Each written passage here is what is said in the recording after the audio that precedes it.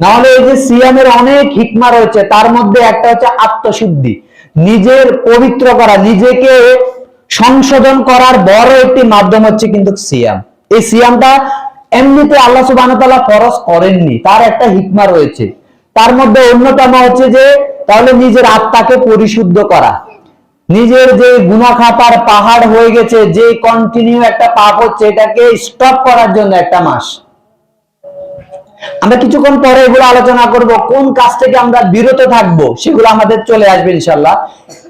যে সিয়াম আমাদেরকে শিক্ষা দেয় তাকওয়া অর্জন, আল্লাহভীতি, নিজেকে পবিত্র করা এবং একটা যেই ভ্রাতৃত্ব তৈরি করা, একটা সুন্দর বন্ধন এক মুসলমান অন্য মুসলমানের সাথে।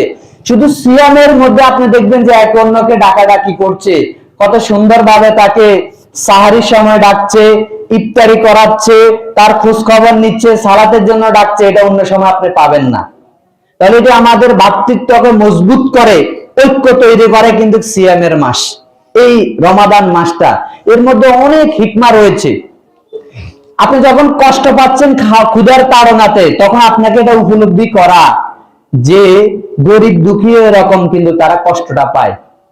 তাহলে আপনার একটু অন্তরটা নরম হবে যে খাওয়ার তো একটা কষ্ট আছে, ক্ষুধার একটা অনুভূতি আছে। আপনি যখন অনুভব করবেন তখন একজন দরিদ্র মানুষকে, একজন গরিব মানুষকে কিন্তু আপনি খাওয়ার দানে উৎসাহিত হবেন, একটা হিকমা রয়েছে। এবং এই সিয়াম যখন আপনি থাকবেন তখন আপনার মধ্যে কিন্তু দুনিয়ার প্রতি একটা লোভ এটি কাটা যাবে। কি কারণে?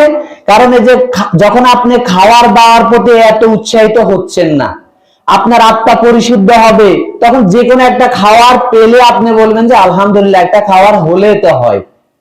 আপনার মধ্যে এই একটি মনোভাব চলে আসবে। দুনিয়ার যে চাকচিক্যময় মজাদার সুস্বাদু যত খাবার আছে, এগুলোর উপর আপনি প্রলুব্ধ হবেন না যত বেশি আপনি সিয়াম পালন করবেন।